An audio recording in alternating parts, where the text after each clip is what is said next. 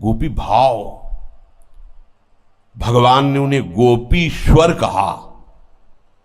ईश्वर होते हुए भी ललचा गए जिस गोपी रस को और गोपी भाव के लिए आराधना की श्री कृष्ण की, श्री कृष्ण कृपा से गोपी भाव मिला, तब वो ब्रज के रास रस में प्रवेश पाए। ऐसे रास विलास को तुम किसी स्त्री पुरुष का विलास समझते हो? तुम्हारी आंखें ही नहीं हैं तो बातुल भूत विवश मतवारे ते नहीं बोले वचन विचारे। भगवान का कोई भी एक भी चेष्टा ऐसी नहीं है जो धर्म से न युक्त हो। साधारण धर्म, असाधारण धर्म, फिर प्रेम धर्म। तुम्हें साधारण धर्म का ज्ञान नहीं तो तुम प्रेम धर्म के विलास का कैसे निर्णय कर सकते हो? जब साधारण धर्म का, एक मनुष्य धर्म का तुम्हें ज्ञान नहीं, और वो मनुष्य धर्म का खेल नहीं हो रहा है। नहीं, मनुष्य धर्म से तो ऊपर शांत भाव की आराधना करने वाला ही उठ जाता है। कांता भाव, ये सबकी समझ में आने वाले भाव नहीं है। अगर ऐसा होता, ध्रुवदास जी ने वर्णन किया है, नारदादि उद्धादि शब्द, सनकादि आदि, ये गोपी जनों के सुख को देखकर अपने भजन को व्यर्थ मानते हैं। अपने भजन को व्यर्थ मानते, जो ब्रह्मानंद में छके रहते हैं।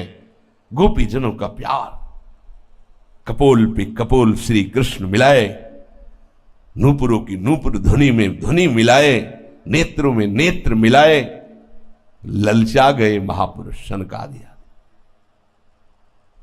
जिनके एक झलक पाने के लिए बैकुंठ में जाते हैं। जरा सा विक्षेप पड़ता है तो आवेश आ जाता है। कितना प्यार करते हैं रूप दर्शन का, और उसी रूप का ये पान कर रही हैं। पान ही नहीं, अपने में समा रही हैं। कैसे कोई इस रास को समझ पाएगा? वो रास को समझते हैं स्त्री पुरुष का विलास। नहीं नहीं, बड़े बड़े योगियों की पहुंच की भी बाहर की बात है। अगर कोई साधारण भाव से इसे ले तो वो अपने ऊपर अपराध ला देगा, मलिनता और बढ़ेगी। बृहस्पति शिष्य भगवान के समान ज्ञान रखने वाले उद्धव जी एक चेष्टा को देखकर बिक जाते हैं गोपी जनों की। कितनी ऊंची महान स्थिति गोपी, वो जान रहे हैं।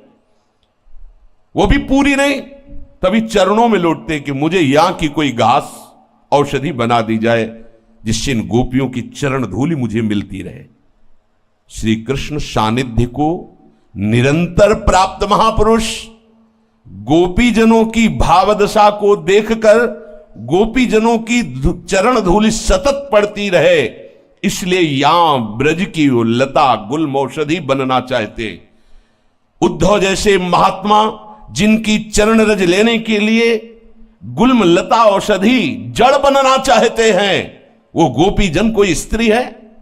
उनका श्री कृष्ण से, जिन श्री कृष्ण का नाम नहीं ले सकते, उन श्री कृष्ण को अपने हृदय से लगाती है। कितनी महिमा है। तुम पुरुष स्त्री देखते हो, तो हमारे प्रभु स्वयं कह रहे हैं, न मे पार्थास्ति कर्तव्यम त्रिषु लोकेषु किंचन नानवाप्तम अवाप्तव्यम वर्त एव च कर्मणि। अलग अलग लोकों की 9 किशोरी सुंदरियों ने जब ब्रज गोपियों का ये सुख सुना,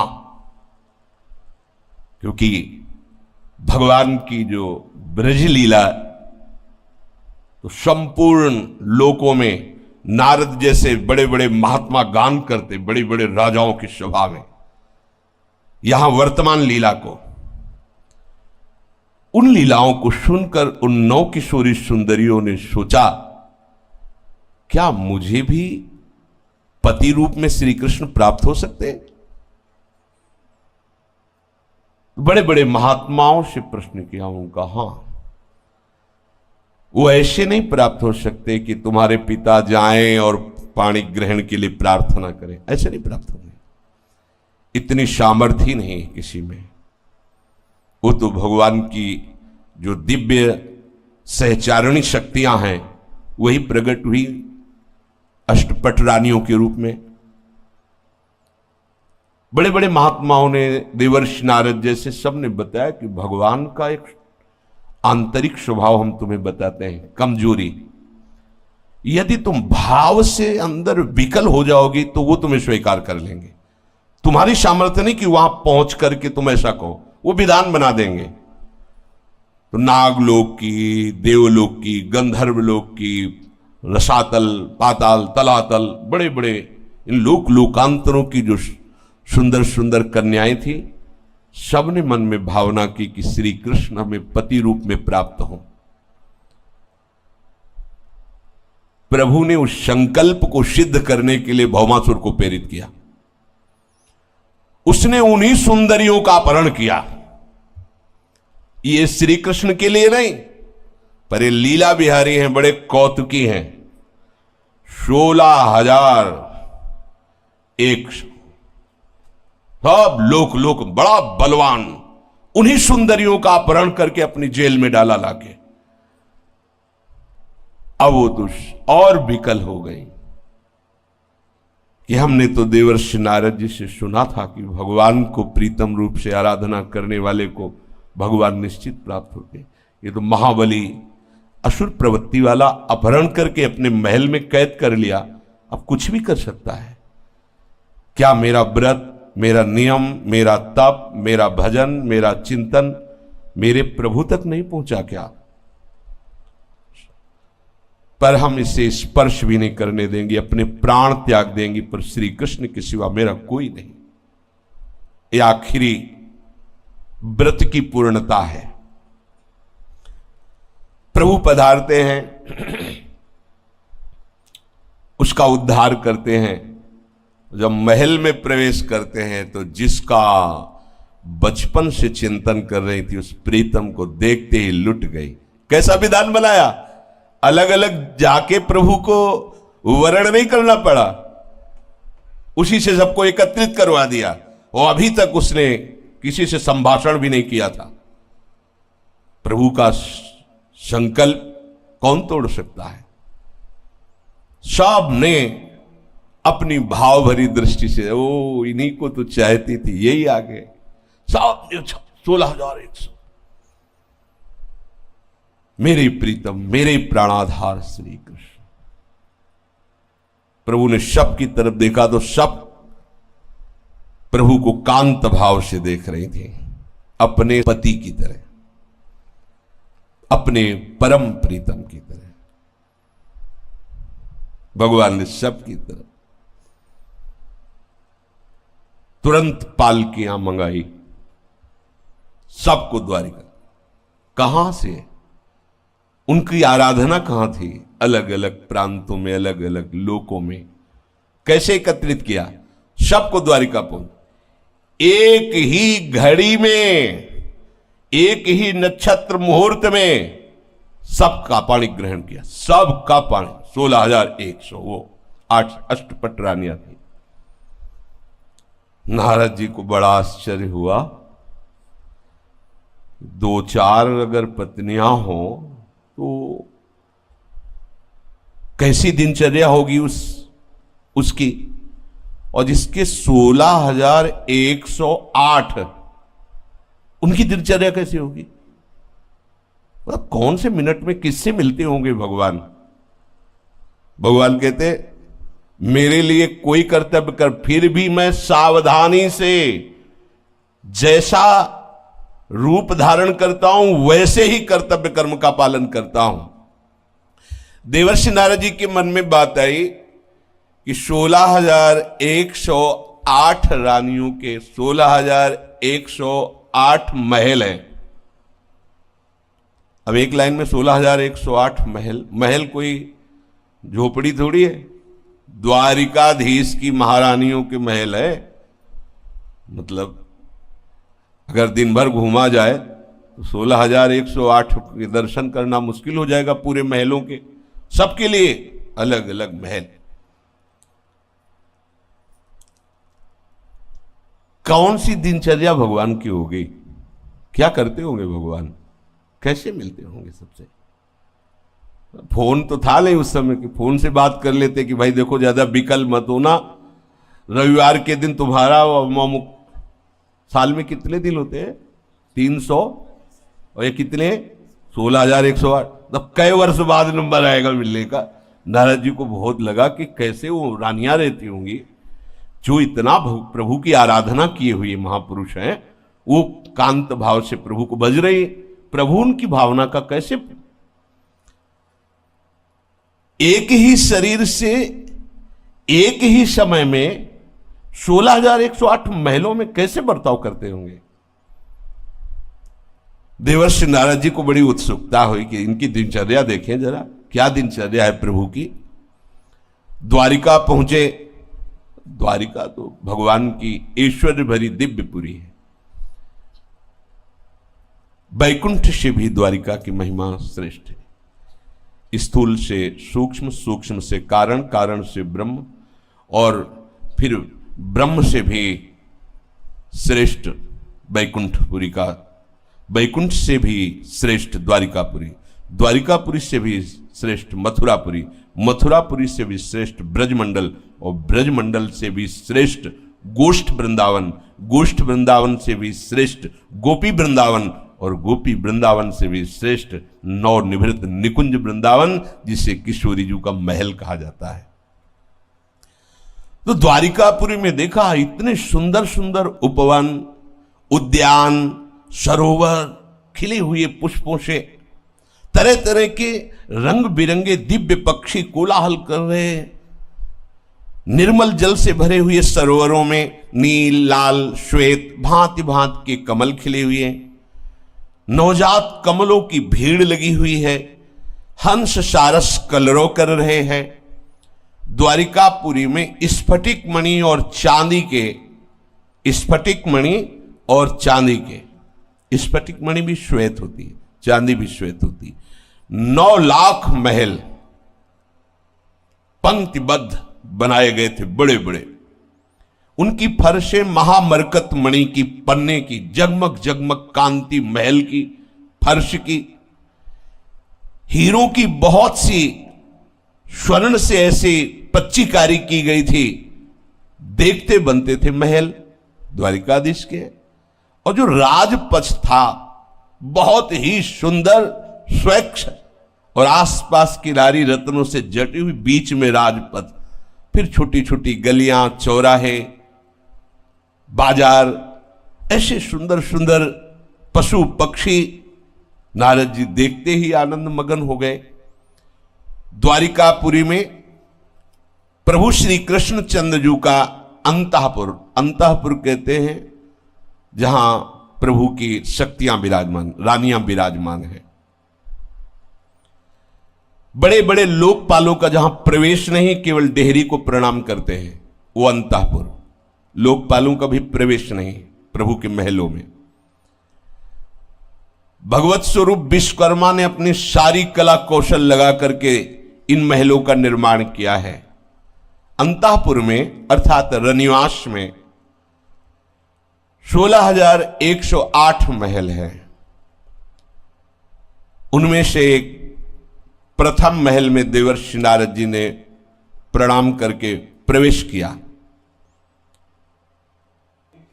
मूंगों से जटित वैदूर्य मणियां, इंद्रनील मणियां दीवारों में जगमग जगमग हो रही थी। बड़ी सुंदर बिछौने बिछे हुए थे जो चमक रहे थे।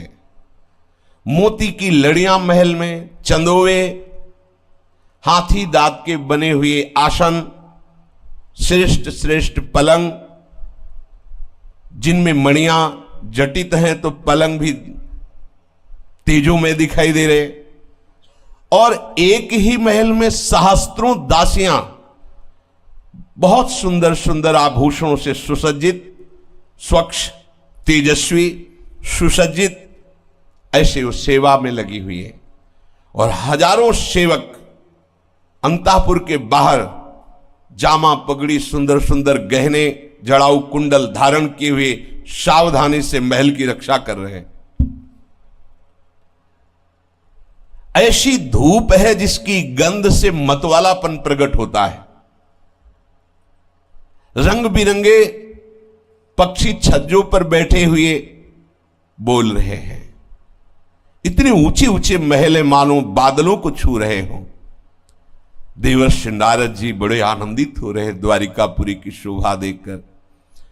अब इनके लिए तो कोई रोक है नहीं, सीधे गए तो देखा महालक्ष्मी स्वरूपा रुक्मिणी जी के साथ बैठे प्रभु कुछ वार्ता कर रहे हैं और रुक्मिणी जी अत्यंत सुकोमल कर कमल में पंखा लिए हुए प्रभु पर से वायु कर रहे हैं।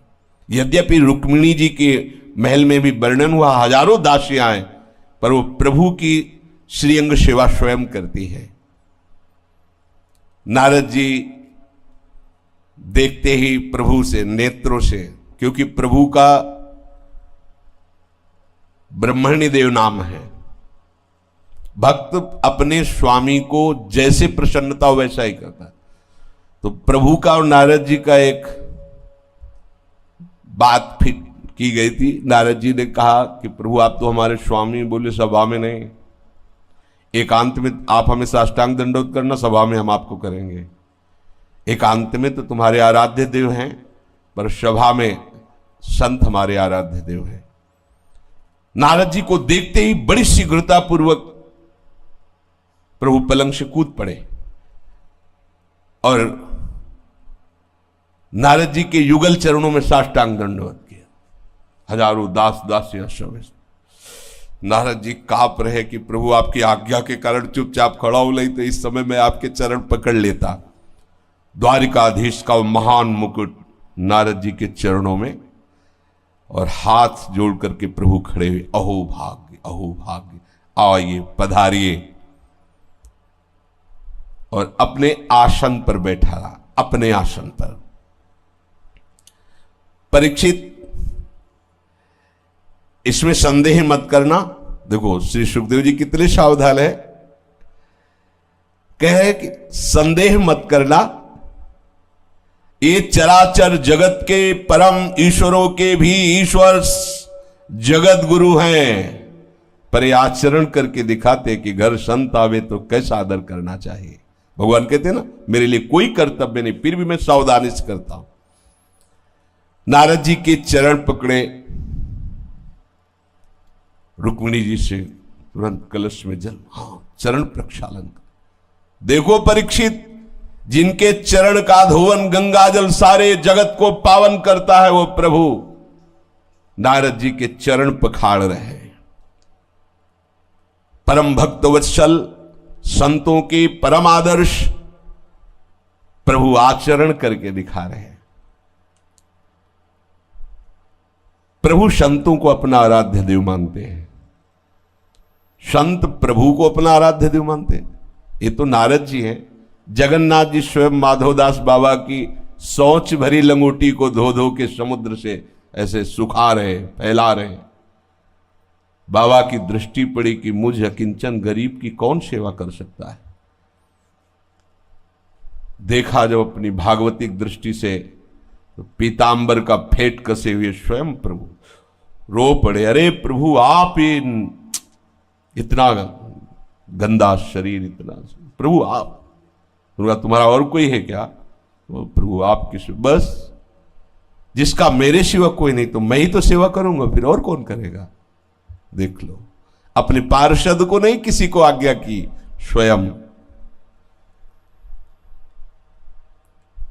प्रभु श्री कृष्ण जी स्वयं अपने कर कमल से नारद जी के चरण पखार रहे हैं। और अहो भाग्य, ये संत चरणामृत हमारा मंगल करेगा। मंगल भवन प्रभु नारद जी का चरणामृत लेके अपने रुक्मिणी जी के ऊपर छिड़क, महल में छिड़क दो, क्योंकि संत चरणामृत मंगल करता है। सर्वदर्शी पुराण पुरुष जगत गुरु भगवान श्री कृष्ण शास्त्रोक्त विधि से नारद जी की पूजा करते हैं। फिर हाथ जोड़कर अमृत भरे मीठे वचनों से नारद जी का स्तवन करते हैं।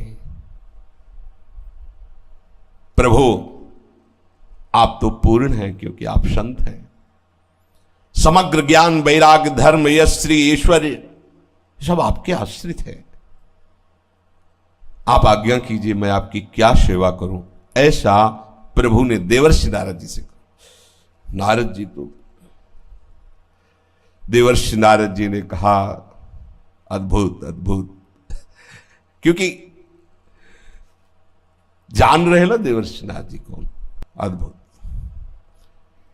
प्रभु, आप समस्त लोगों के ईश्वर हैं, स्वामी हैं, मुझे पता है। ये जो आप कर रहे हो मुझे कोई आश्चर्य भी नहीं हो रहा है, क्योंकि आपके लिए कोई नई बात नहीं है।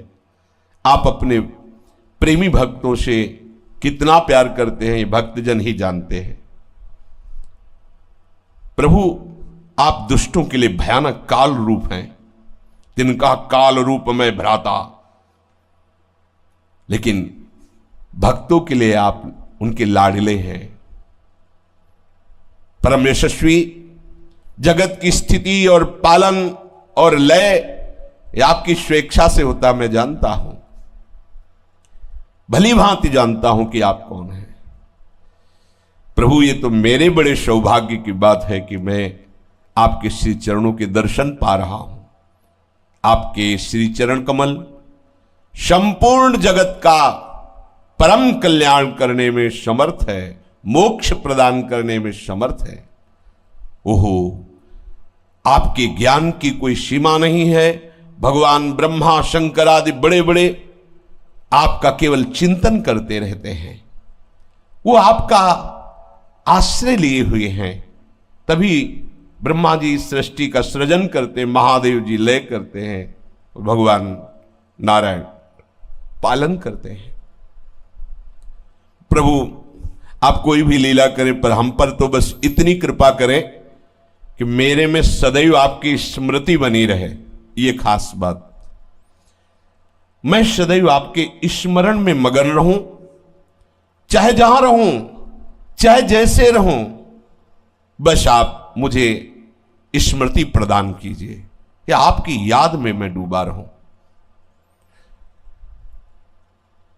प्रभु ने नारद जी को भोग पवाया। नारद जी ने कहा अच्छा, बड़ी शीघ्रता से दूसरे महल में पहुंचे। वहां प्रभु अपनी प्राण प्रिया और उद्धव जी के साथ बैठे हुए चौसर खेल रहे थे। जो ही देखा देवर्षि खड़े हो गए, उद्धव जी भी और सत्यभामा जी भी प्रणाम किया। वैसे ही साष्टांगन, आओ आओ। कब आए नारद जी? अभी पीछे पूरा स्वागत सम्मान, बगल वाले महल में नारद जी देख रहे कोई खिड़की तो है, लेकिन कूद के आ गए, बिल्कुल जैसे पहली बार मिले हो। आप यहां कब पधारे देवर्षि नारद जी? द्वारिकापुरी में कब पधारे आप? आप तो परिपूर्ण आप्तकाम महात्मा हैं, हम लोग गृहस्थ हैं, अपूर्ण हैं। आप हम जैसे गृहस्थों पर कृपा करने के लिए घर पधारते हैं, अहो भाग्य। भला हम जैसे गृहस्थ आपकी क्या सेवा कर सकते हैं? नारद जी आश्चर्यचकित हो रहे। भगवत स्वरूप नारद, आज कृतार्थ करने के लिए कोई आज्ञा तो कर दीजिए। मुझ सेवक को अपने श्री चरणों की सेवा का अवसर दीजिए, हमारा जन्म सफल हो जाएगा। नारद जी मंद मंद मुस्कुरा रहे। हाँ, ठीक है।